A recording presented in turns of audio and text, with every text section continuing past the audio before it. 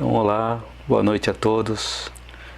Eu quero expressar minha gratidão pela presença de vocês aqui que estão na live, ao vivo, e também para vocês que estão assistindo a gravação. Muito obrigado a todos vocês. E o tema da live de hoje é como lidar com os conflitos de sentimentos. E os 3 pilares que eu utilizo como alicerce para os meus vídeos, para a minha live, para os meus conteúdos.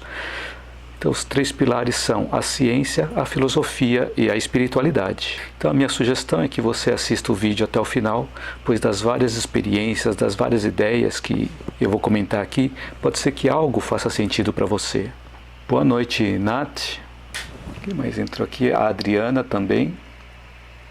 O André. Boa noite, André. Então, boa noite, Selma. Então, o que eu vou abordar na live de hoje? Hoje eu vou falar sobre quais são os conflitos, aliás, o que são os conflitos de sentimentos. Então, começamos por aí. O que são conflitos de sentimentos?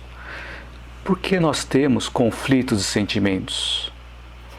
Quais as consequências desses conflitos? E como lidar com os conflitos de sentimentos?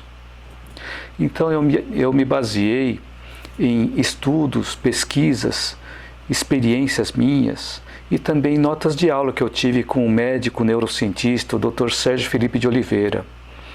Então eu trago aqui vários conteúdos que pode ser que alguma coisa faça sentido para você e você possa aplicar no seu dia a dia. Boa noite, Filó. O que são conflitos de sentimentos? Os conflitos de sentimentos, eles são o desalinhamento entre os pensamentos e as atitudes. Ou seja, é um desalinhamento entre o que nós pensamos e o que nós fazemos. E tem gente que usa aquela frase, faça o que eu falo, mas não faça o que eu faço. Mas por que nós temos conflitos de sentimentos? Esses conflitos de sentimentos acontecem em nós porque nós sabemos o que é o certo, mas não realizamos o que é o certo. Fazemos uma coisa diferente. E aí começam os conflitos. E tem um caso também de um motorista que entrou uma vez na contramão e aí ele foi parado pelo guarda. E o guarda perguntou para ele, o senhor não viu que essa rua é contramão? Ah, eu vi, seu guarda. Então por que o senhor entrou? É porque eu não vi o senhor. Então muitas vezes a gente sabe o que é o certo, mas às vezes não fazemos o que é o certo. Então nesses casos existem leis que nos orientam se nós estamos ou não procedendo segundo essas leis. E nos casos onde não tem uma lei formal, como essas que eu comentei, então existem situações que não existem leis formais, mas nós nos sentimos mal com determinadas ações que nós realizamos.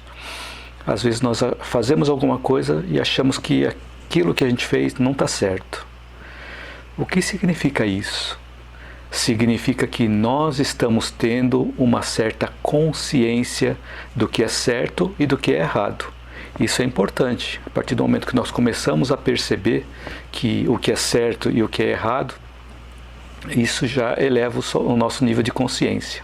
Mas como que funciona essa questão da consciência, da gente saber o que é certo e o que é errado, mesmo quando não existem leis? Como que isso funciona?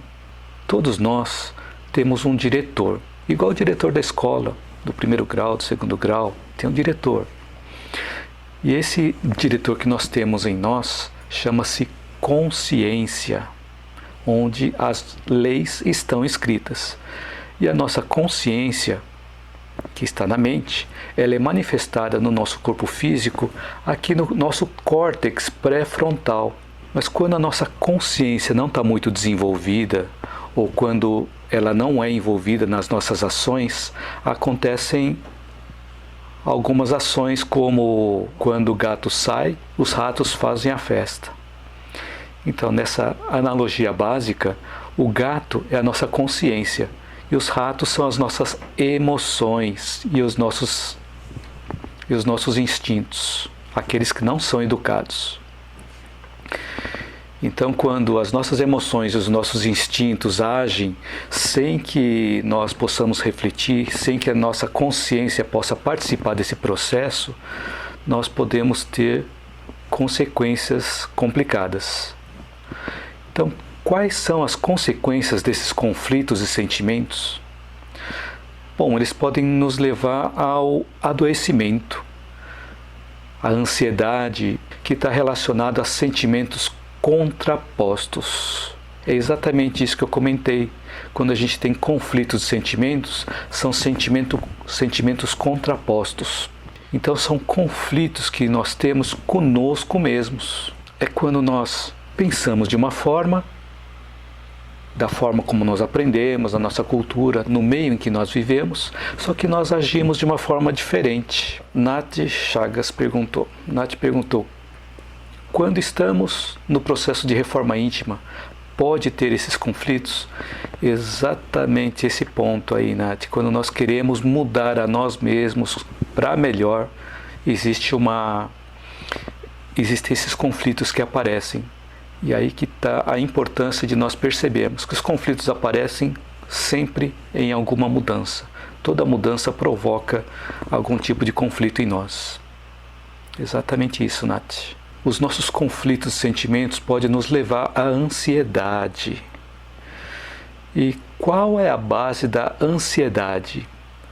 A base da ansiedade é nós queremos nos colocar no lugar de Deus. Essa é a base da ansiedade.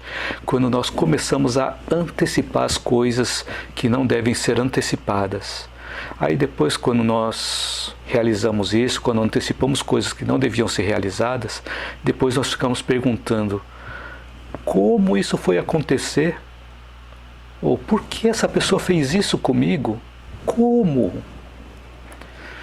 Então são essas ocorrências que podem aparecer na nossa vida quando nós antecipamos alguma ocorrência. Então, se estamos com algum transtorno físico ou transtorno psíquico, o médico pode até receitar medicamentos para minimizar esses efeitos, pois está afetando o nosso físico. E com o medicamento, nós melhoramos o nosso humor. Para que serve essa melhoria do humor? Essa melhoria do humor serve para nós tomarmos uma ação para minimizarmos os efeitos dos transtornos físicos ou psíquicos. Porque se nós não tomarmos nenhuma ação quando nós melhoramos o nosso humor, provavelmente vamos ter que continuar tomando os medicamentos, esperando que os medicamentos resolvam todos os nossos problemas sem a gente ter que tomar alguma ação junto com os medicamentos. Então existem os casos em que achamos que a doença foi curada apenas com medicamento, sem esforço da nossa parte. E será que foi realmente curado? Ou foi dada uma trégua? Então doença não é igual ao carrapato que está grudado, a gente tira e ela sai. A doença é uma construção, a doença ela vem sendo construída no decorrer do tempo. E assim como a doença é uma construção, a saúde também é uma construção. E da mesma forma,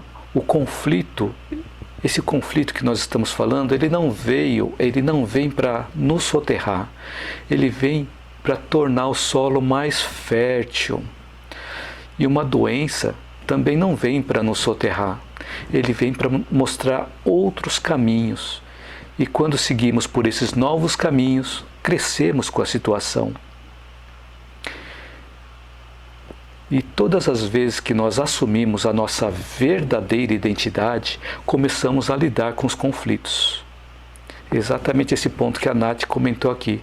Quando estamos no processo da reforma íntima, no processo da transformação interior, podem ocorrer esses conflitos. É justamente quando nós estamos buscando a nossa identidade, buscando nos conhecermos. Então, todas as vezes que nós assumimos a nossa verdadeira identidade, começamos a lidar com esses conflitos. Nós saímos da nossa zona de conforto. E só não lida com esses conflitos quem se acomoda e deixa de caminhar.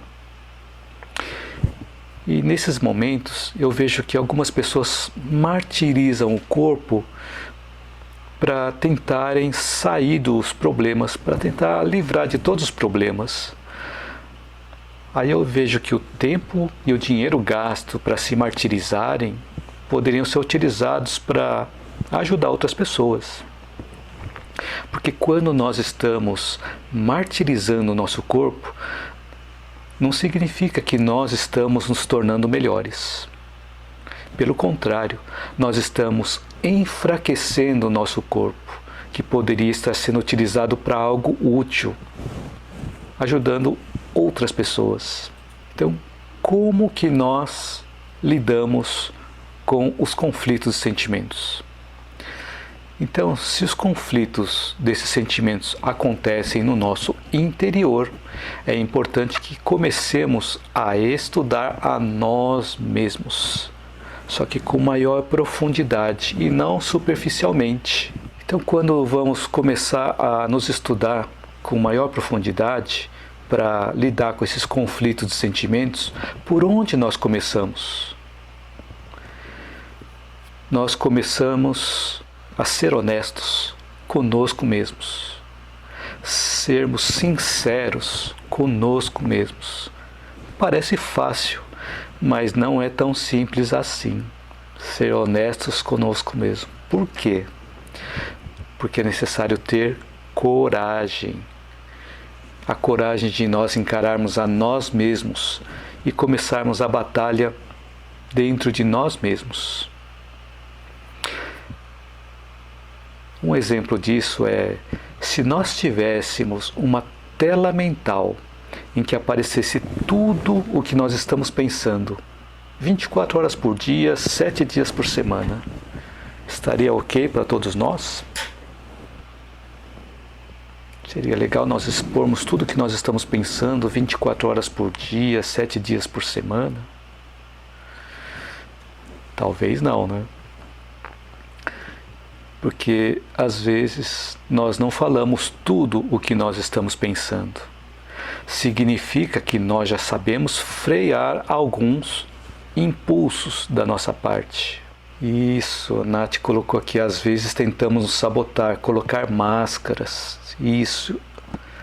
Só que aí quando nós colocamos máscaras, nós temos que esforçar para nos tornarmos aquela pessoa que representa aquela máscara. E aí nós nos auto-sabotamos, sim. É verdade, Nath, é por aí. Então, o que normalmente não costuma ser um problema das outras pessoas verem em nós? O que as outras pessoas podem ver em nós que para nós não é nenhum problema? As nossas virtudes, quando nós somos bonzinhos, quando nós estamos alegres. Mas não é isso que nós vemos quando alguém posta alguma coisa no Facebook, no Instagram. São momentos de felicidade, momentos de alegria, que normalmente nós não postamos as coisas ruins, as coisas negativas no Facebook e Instagram. Mas o problema disso é que muita gente vê o Facebook e o Instagram e olha que pessoas estão felizes. Só que ela compara os bastidores dela com o palco dos outros. Ela não vê tudo que a pessoa sofreu durante o dia para poder postar aquela foto feliz naquele dia. Então é importante a gente perceber isso.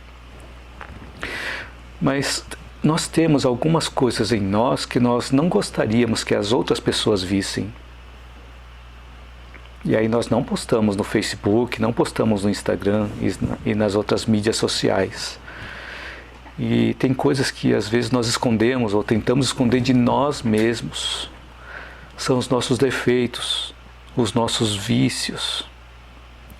E os vícios não são apenas aqueles que envolvem a bebida, o fumo, as drogas lícitas ou ilícitas. Os vícios também envolvem maledicência, aquela crítica ou a reclamação constante, a gula, e etc. E por aí vai. O maior problema é quando nós gostamos disso e nós nos orgulhamos desses vícios. É como acontecia comigo, que eu me orgulhava de ser a pessoa que mais comia na mesa, entrando nos abusos da alimentação, da gula. Ainda bem que eu mudei. Então, felizmente eu mudei e eu consegui tirar esse hábito, esse mau hábito, estava até viciante, mas tirei esse hábito e hoje eu emagreci, fazendo a educação alimentar, acompanhada por uma médica e também por uma nutricionista. Agora, tem gente que gosta de ser fofoqueira. Eu vi isso numa palestra, achei interessante. Tem gente que gosta de ser fofoqueira porque tem orgulho de saber da vida de todo mundo. Então é um problema quando a gente está numa situação dessa e a gente gosta de uma situação que não é muito boa. E pode ser que a gente esteja até portando aquela síndrome chamada Síndrome de Gabriela. Acho que as pessoas mais novas talvez não conheçam. Mas Síndrome de Gabriela eu nasci assim, eu cresci assim, eu fui sempre assim e vou ser sempre assim. Então não vou mudar. São as pessoas que falam assim: pau que nasce torto, morre torto.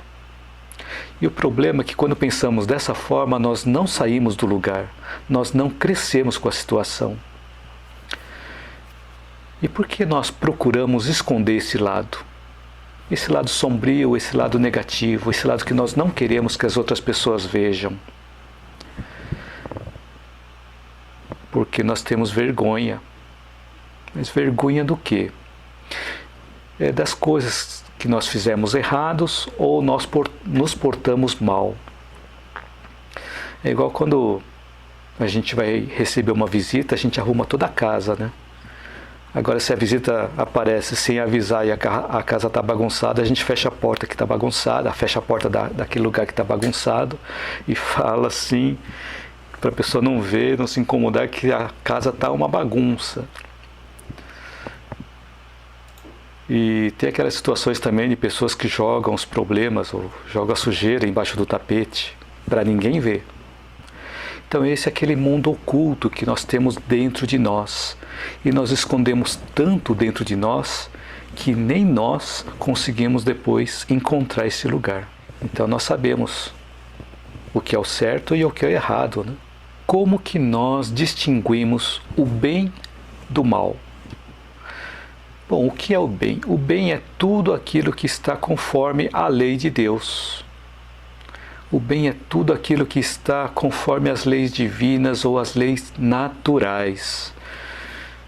Só que quando nós realizamos algo que não está de acordo com a lei de Deus, não está de acordo com as leis naturais, nós não precisamos ficar preocupados se Deus está anotando tudo ou não, porque existem essas leis.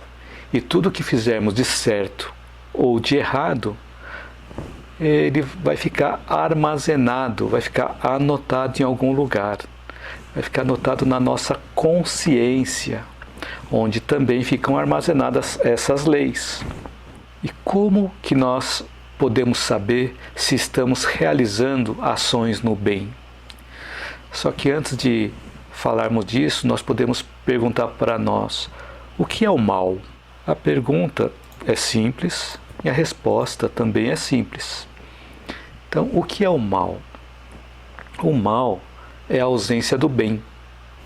Exatamente isso, Nath. É a ausência do bem. Participando. Obrigado, Nath. Obrigado pela participação. Aproveitar aqui e dar boa noite também para Magda. Boa noite, Magda. É isso aí. O mal é a ausência do bem. Agora, se eu não faço bem nem o mal, tá tudo bem? Eu não faço bem para ninguém, mas também não faço mal para ninguém. Tá tudo bem?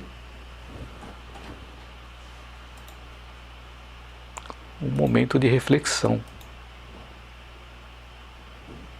Não tá não, Magda? Respondendo a pergunta, se eu não faço bem e também não faço o mal, tá tudo bem? Não tá não. Por quê? Obrigado, Magda. Porque se a definição de mal é a ausência do bem, se nós não estamos realizando no bem, nós estamos realizando no mal. Exatamente isso, Magda. Não fazer o bem, já estamos fazendo o mal. Exatamente. Esse é o ponto. Porque o mal é a ausência do bem. Isso mesmo. Por que, se nós não estamos fazendo o bem, já estamos fazendo o mal? Porque cada um de nós é responsável por todo o mal que resulte do bem que não tivermos feito. Então, se nós não realizamos um bem, resultou em algum mal lá para frente, nós fomos os responsáveis por não termos realizado o bem naquele momento. E todos nós temos condições de realizar o bem quando temos contato com alguém, quando temos contato com alguma pessoa, já temos a possibilidade de realizar no bem. E aí nós podemos parar para refletir. Durante o nosso dia de hoje, por exemplo, quantas vezes nós praticamos o bem? Porque segundo a norma dos escoteiros, é para eles realizarem pelo menos uma boa ação por dia. Nós já realizamos a nossa boa ação do dia hoje? Então, fazer pelo menos uma boa ação no dia. E o que é o bem? O mal nós descobrimos. E o que é o bem? Uma vez fizeram uma pergunta numa sala de aula: o que é o bem? O bem é fazer o que eu gosto. Então, o que você gosta? Por exemplo, tomar sorvete de chocolate. Então isso é o bem? Mas e para outra pessoa que não gosta de sorvete de chocolate? É o bem para ela? Aí nesse caso não. Então o que é o bem? O bem é quando nós fazemos tudo para o bem de todos. Pergunta simples, resposta simples. Com relação ao bem e o mal, existe uma regra, que é uma regra chamada regra da reciprocidade, ou regra da solidariedade. O bem que nós fazemos volta para nós. Da mesma forma, o mal também. O mal que nós fazemos volta para nós. Agora, outra pergunta. Se nós fizemos algo que não sabíamos que era errado, nós somos responsáveis por isso também? Nós somos mais responsáveis à medida em que vamos tomando consciência daquilo que nós fazemos. Agora, para saber o que é certo, o que é errado, o que a gente deve fazer ou não, o que nós podemos usar como referência? O que ou quem nós podemos usar como referência? Então, geralmente, as pessoas que nos vêm à mente são aquelas pessoas que deixaram grandes marcas na história, grandes pegadas, grandes ensinamentos, que são os grandes mestres, os grandes filósofos, os grandes pensadores da história. Então, essas pessoas são todas pessoas que já passaram por várias dificuldades, várias provações e nos ensinaram a realizar no bem, apesar das dificuldades que eles passaram. E muitas vezes nós vemos apenas o resultado final, mas nós não vemos o caminho que eles percorreram até chegar lá. É o que eu comentei agora há pouco. Na maioria das vezes, nós vemos só o palco, mas nós esquecemos de ver os bastidores dessas pessoas, o caminho que essas pessoas percorreram. Então vemos apenas o pódio, mas nós não vemos a trajetória da pessoa até chegar lá. Então tem várias pessoas que nós podemos usar como referência. Jesus para quem é cristão, Buda para quem é budista, Sócrates, Platão e outros filósofos para quem segue a filosofia, e assim por diante. Mas às vezes nós nos espelhamos em pessoas que nós admiramos, que podem ser usados também como referência para nós. Mas é importante a gente verificar que quando nós nos espelhamos em pessoas que nós admiramos, é importante lembrar que essas pessoas são seres humanos e, como todos seres humanos, nós somos todos falíveis. E pode ser que algum dia aconteça alguma desilusão. Por que eu frisei desilusão? É porque a desilusão só acontece para quem se iludiu. Para quem não se ilude, não acontece a desilusão. É importante a gente perceber essa diferença. Então vale uma frase que o meu pai costumava falar: se alguém te ensinou algo de bom, guarde. Agora, se aquilo não foi bom, jogue fora. É nós guardarmos apenas o que é bom. O que não for bom, nós descartamos. Eu havia comentado antes que todas as vezes que nós assumimos a nossa verdadeira identidade, começamos a lidar com conflitos. Então, todo conflito em nós propõe uma mudança, é um convite para a mudança. E toda mudança que nós fazemos, ela é dolorida. Toda transformação que nós fazemos, ela é dolorida. Porém, toda mudança nos traz um crescimento. Então, quando nós vamos assumir a nossa identidade, nós vamos começar a construir em nós mesmos, como nós realmente somos de verdade. Então isso começa a acontecer quando nós estamos entrando no território da nossa missão, a missão a qual nós viemos cumprir aqui nesse plano. E a construção de nós mesmos é como um quebra-cabeças. É um processo demorado. Então, quando nós estamos começando a fazer quebra-cabeças, compramos aqueles quebra-cabeças de 50 peças, de 100 peças. Aí começamos a ficar bons naquilo e começamos a aumentar para 500 peças, 1000 peças, 2000 peças e assim por diante. E aí a complexidade vai aumentando. Então, na nossa vida, nós também temos um quebra-cabeça que nós vamos montando pouco a pouco. E por isso que esse processo todo é muito demorado. E por onde nós começamos a construir a nossa identidade? A nossa identidade nós começamos a construir através da base, através da construção dos alicerces. Aí está a importância de nós termos uma boa referência para construirmos um bom alicerce. Então, se nós formos fazer uma obra civil, uma construção, geralmente nós buscamos por referências. E quais são as referências que nós podemos usar para construir os nossos alicerces? Podem ser as pessoas que nós consideramos como grandes mestres ou as pessoas que nós admiramos.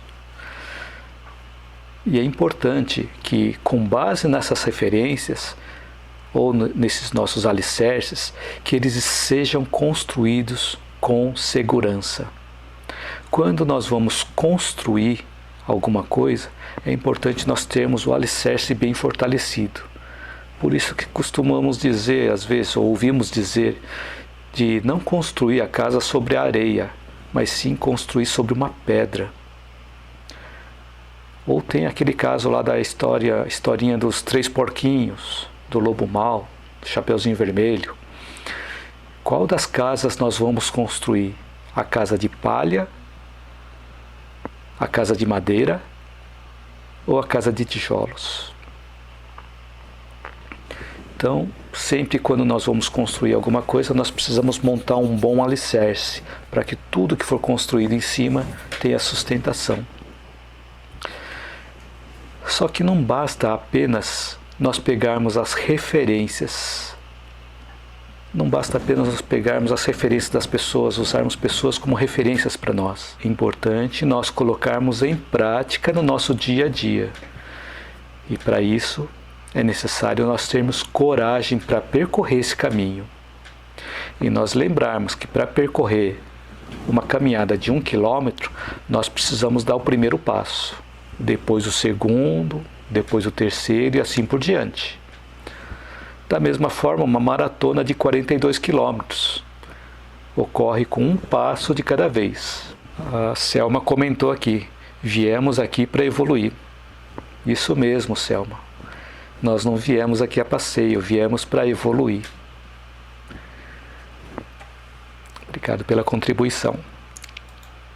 Então, o conhecimento, ele é muito importante para que nós possamos sedimentar os valores. E são esses mesmos valores que vão construir uma história. Porque até agora nós construímos uma história de vida que nos trouxe até aqui. E agora, conforme nós vamos adquirindo novos conhecimentos, nós podemos sedimentar valores e esses valores podem construir uma outra história. Então, é justamente a história que constrói uma doença ou uma dor. E da mesma forma, é a história que constrói a saúde. E tudo acontece passo a passo, tijolo por tijolo. As coisas não acontecem de repente. Por isso que é importante a gente lembrar do 8 e do 80. Às vezes nós estamos no 8 e queremos o 80. De imediato, queremos respostas e resultados imediatos. E às vezes não temos isso. Nós esquecemos que entre o 8 e o 80 tem o 9, tem o 10, tem o 11, tem o 12 e assim por diante. Então por isso que é importante a gente ir passo a passo, até nós chegarmos aonde nós queremos. Então, na verdade, nós começamos a nos curar espiritualmente quando reconstruímos a nossa história. Então, segundo o Dr. Sérgio Felipe de Oliveira, o médico neurocientista com quem tivemos a oportunidade de estudar por 4 anos, ele tem uma frase bem interessante. Ele diz assim: a força da história é maior até do que a própria genética. Então a genética não é o que define se nós vamos ser saudáveis ou não. É a história que nós montamos que vai ter mais força do que a nossa genética para definir se nós vamos ser saudáveis ou vamos portar alguma doença. Depende de cada um de nós. Então todo conhecimento que nós vamos adquirir no decorrer do tempo, é importante que nós sedimentemos esse conhecimento, só que não basta apenas deixar armazenado na memória. Porque eu, por exemplo, tenho uma excelente memória. Não sei quanto a vocês, mas a minha memória é excelente. Eu guardo tudo. O meu maior problema é lembrar onde que eu guardei. Então, por isso que é importante a gente guardar tudo e procurar colocar em prática. Conforme nós colocamos em prática, nós vamos sedimentando aqueles conhecimentos. Os cachorros do vizinho também querem participar da áudio. Então deixa eles latirem lá. Mas espero que não atrapalhe muito o áudio aqui. Então eu comentei que a força da história é maior até do que a própria genética.